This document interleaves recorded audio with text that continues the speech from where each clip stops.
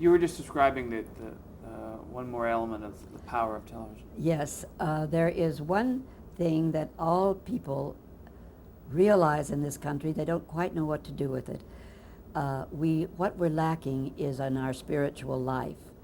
And although many television shows couldn't be farther from that truth, there's always a time in All My Children when that comes forward. When you hear it, you feel it, you sense it, you see it. Well, I know Oprah Winfrey, for instance, is doing a whole thing on spirit in every single show that she does. And she is making a real difference with people. And Agnes has that thing that she can do too. And you know there's been such a big hoopla about, and deservedly so, that Susan Lucci finally won her Emmy. And the reason that she did is that they wrote a storyline that really touched her spirit. She's a wonderful woman. She loves her children. That is really the main thing in her life, her children. And they wrote a storyline where her daughter on the show had become anorexic. And the doctor had explained to her that it was partly her fault as a mother who had not been close enough to her or spent enough time with her or allowed her to be away too long. And the scene that she did with her daughter is what won her the Tony, because it struck deep into, won her the Emmy. It struck deep into her gut, and you could feel it, and you could hear it, and you could see it. It was a spiritual eruption from her. And that is what wins things, you see. She mostly is a comedic figure, even though she gets angry and does crazy things. She can't cry on camera. This time she did, but she hadn't. That upsets her because she hasn't been able to cry. And she can do all the funny stuff and all the sophisticated stuff, but most of the people who win, you'll notice they're either crying their heart out or screaming their lungs out, or there's some very passionate emotion, really deep. And that's what she managed to do in this, because it struck a tone and a note with her. And I'm so proud of her for hanging in there. It couldn't have been easy, believe me. I used to stand right by her and hold her hand, and I say, sweetheart, you've got everything. You've got one husband who buys you everything. You've got 3 houses. You've got 2 wonderful children. You've got the most money that anybody can make in television. There's only one thing they can keep you from having, and that is the Emmy, and they're going to do it. Because that's the one criticism I have of the Emmys. We have what we call the Blue Ribbon Panel. But most of the people who volunteer to spend 2 long, dreary days and nights a weekend to do this, to be judges, are out-of-work actors.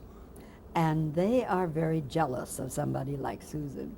So I know I heard, somebody told me who was on the panel, that they just, the minute she comes on, they start laughing and hooting, and they don't even pay attention. They just dismiss it without even listening.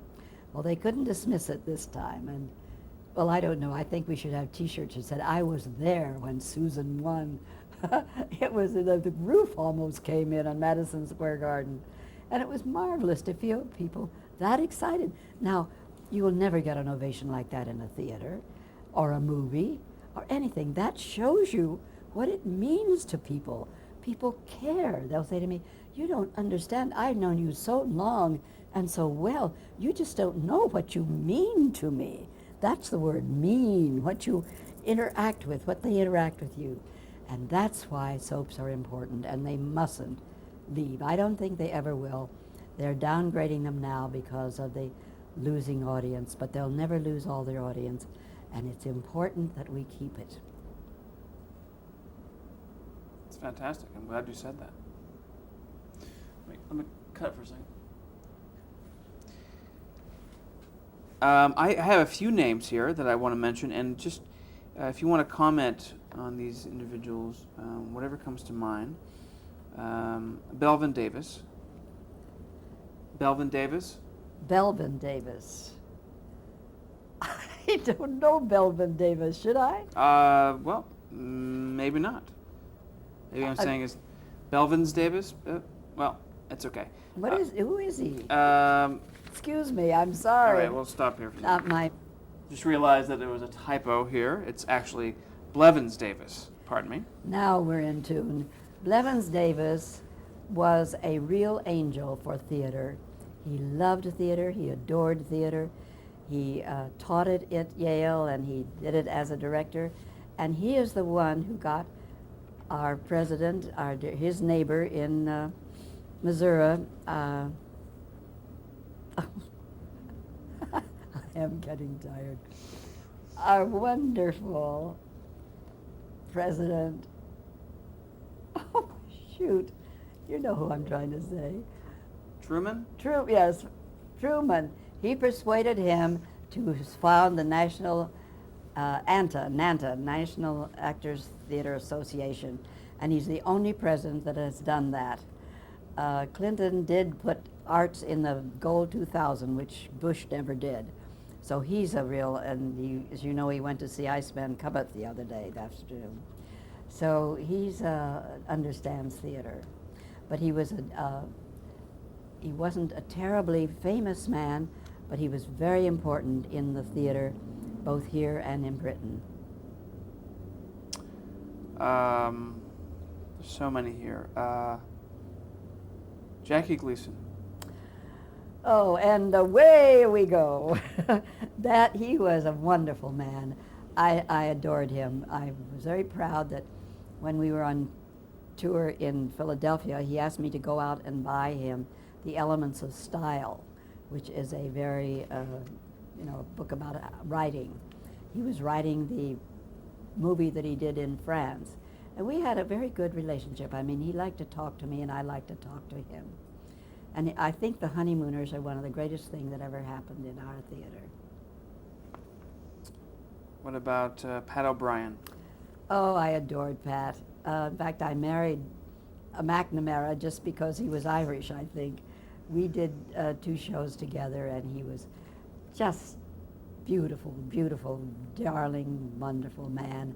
Lots of fun, and very, very dear. I'll never forget. Of course, we used to tell stories, and I found out early on one of the things you did in movies was to have jokes for each other. Otherwise, it got dull. And John Wayne used to hire people just to be, around to make some fun. Well, Pat would tell jokes, and the one that I loved was, about the lace curtain Irish, but what about the bicycle Irish? You ever heard of them? I said, no. He said, the bicycle Irish are the Irish that make your ass tired. Pat O'Brien. Frances Heflin. Oh, Frances Heflin was a dear woman. I loved her dearly. My problem there was that she played Mona Kane, who was the one that I disliked so much. And at the beginning of every day, I'd say, oh, Fra, please forgive me. I have to say these awful things, but you know I don't mean them. You know I love them, love you. And by the time I get to air, that's fine. I can be as vituperative as I have to be. And she invited me down to Washington. We shared a hotel room for the Clinton inauguration. And she was so excited. She'd never seen him in person. And that was a very bonding moment for us, too. It was just so sad. She died of secondhand smoke. Her husband had died of lung cancer. And just by being around him, that's what did her in, which is so sad. Wow. Eileen Hurley. Well, Eileen Hurley, I'll never forget. I read in, I think, Harper's Bazaar or something like that, that used to have, what's new around town. They said, Eileen Hurley sailed away from her damehood in England. If she'd stayed in England, she would have been knighted and become Dame Eileen Hurley. And then when I worked with her, we worked in Take Me Along. She played a part in that. Actually, I understudied her in that. I've got to play several times too. But she said, I know people are always saying, why did you do that? She said, Olivier said to me, Larry said, a knighthood and a token will get you on the subway. He said it doesn't mean anything anymore. It used to, but they've been very lax about what they do with their they just don't honor them anymore. He never got over being let go of from the National Theater. And it was a shame. He had done everything for them. And then they said the new Young Turks came in that I got in, that the people didn't want them. Then as soon as they got the chance, they threw him out, which is terrible. Fred Astaire. Ah, dancing cheek to cheek. I grew up loving the Fred Astaire, Ginger Rogers pictures. They were so romantic, and I loved them. And I loved ballroom dancing. That was the only kind of dancing I could do. And when I learned that I had a part in a movie with him, I was overwhelmed, overjoyed. I didn't dance with him because Betty Hutton was the one who did the dancing. And they didn't get on very well at all. He was not happy with her. And Betty wasn't happy with me. I played his socialite fiance, and she played the little waitress that got him. I said, well, she's going to get him in the end, you know that. But Edith had designed these gorgeous clothes for me. And every time I'd come on the set, they'd call me, I'd come on. She'd take one look at me, get sick, and go home. So that would be struck from the movie. Finally, they said, Ruth, for God's sakes, don't put your costume on before you come on in some old schmata, just anything. Let us get part of the thing in the can, then they will give you time to get into it. But Betty was a sad person. She had dieted like crazy too, and she did look wonderful, great figure. But she was married to this man who had her on, drugs. And she was not a happy person at all. She was really very unhappy. And it's hard to do something like that that's supposed to be happy and lighthearted. And of course, Fred was always wonderful, but he was not happy with her. Jorn Winther. Jorn Winther was a Danish man who came in and was our producer, and he made a lot of the changes. He's the one that took us outside. He had shot movies a lot, and he wanted us to make us more like movies, and he did. For a while there, we saw every house we went into, came in through the window, saw locations and things of that kind. And, well, he was a wonderful person. I liked him a lot. He wrote a wonderful introduction to my book for me. But he didn't understand when ABC was bought by Cap Cities, and he was told that he had a bottom line now, that he couldn't just, shoot, and if he was over budget, it would be taken care of. Well, he was a very handsome man, a Great Dane, we called him, and he could get away with it when we had certain people up in the upper echelons, as it were, who would let him go over budget and pay it up. Not once Cap Cities was in there. They wouldn't do it. And I know the one thing, which was not his fault, really, he wanted to do a road race. He loved sports. He could have been on the Italian soccer team, but he decided that, that's over too soon. He wanted to come to America and be in films.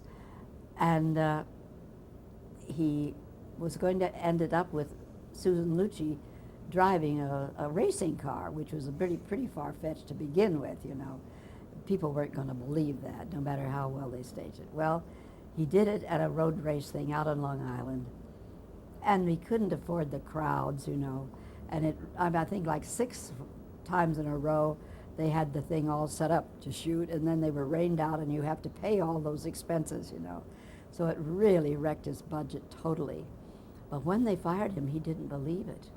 He was really stunned. He could not believe that they had fired him because he'd gotten away with so much for so long. But he was a fun person and a nice person. Ted Corday. He was the director on first on Guiding Light and then on As the World Turns. And he and his wife were co-producers. Very wonderful couple, loved each other very much, were very complimentary to each other. And his young son, Ted Corday, is now the producer on Days of Our Lives, yes, in California. And Ted always wanted to go to California. He wanted to move our show to California. Nobody else wanted to. And he had a brother there who was a heart specialist, and he adored that brother. Well, he finally got to go out there with that new show. And the awful thing was that he had a very kind of freckled complexion, and he got skin cancer and died within 2 years that he got out there. That's just to show, be careful what you wish for. You might get it, and it might not be what you wanted. He was a very, very good director, particularly for soaps. Very understanding, very spent time with the young people, explained things to them. I liked Ted a lot. Liked him a lot. Any other thoughts on Agnes Nixon? Well, she's one of the few people in the world that the word genius applies to, along with Orson. And I have to throw in Walt Disney with that too, because he was also a genius in his way. And, and I think Jackie Gleason was in a way, and so was Cyril Mastella. I've just had wonderful luck of working with very fantastic people. Agnes is a extraordinary woman. She's very spiritual, as I said, but very controlled and very controlling. And you need to be. You've got to be the captain of the ship, and you have to be able to steer the course and do it right. And we used to be very close friends. I don't know, I'm afraid I got in her bad graces, because sometimes when you talk extemporaneously, you say something meaning to say something nice about somebody, and it upset her very much. She was very angry with me. I was introducing her at a Emmy party of some kind, and I said, you know, she is the most extraordinary person in our field. We all know about Erna, but she is the one who brought in the help that it takes for people to know something. She did it first with a cancer thing, and then she did it with emphysema, she did it with child abuse, she did it with spousal abuse, she did it with diabetes. And I said, the only problem there was that Procter & Gamble didn't seem to understand what a great thing this was for soaps, and they fired her. And I said, they have never recovered from it. Well, she was embarrassed. She was horrified. She thought that I had insulted Procter & Gamble. She wasn't working for them anymore. And I thought it was a perfectly sensible thing to say, even if Procter & Gamble was in the room. They were fools, just fools. Because they I don't know if you know them as an entity, but they want to control things right down to the microcosm. They're terribly regressive, and they have problems with their things sometimes. In fact, that's the reason Another World went off. If they'd let NBC buy it, it would still be on, but they wouldn't do it. They thought, no, sir, we've had this on for 35 years, and it was one of the best shows that ever was, and they don't dare cancel it. Yes, they did. So, tune in tomorrow, and life goes on. Well, thank you very much for sitting down with us. It's been a pleasure. No, I'll never work for Procter & Gamble. No, Even though, bless your hearts, you did put my children through college, and I've always want to say that. So you did a great job, and you got soaps on the air. So bless you. That's right. Thanks.